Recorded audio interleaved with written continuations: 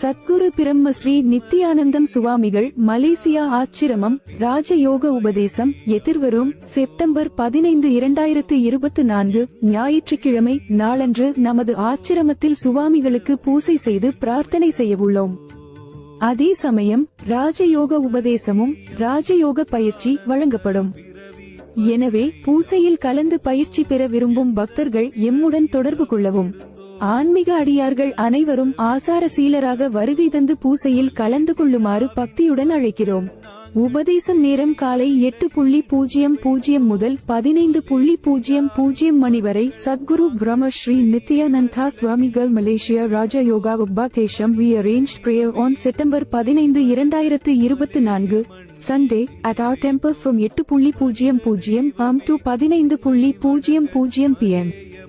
We will teach and train Raja Yoga Ubhakesham.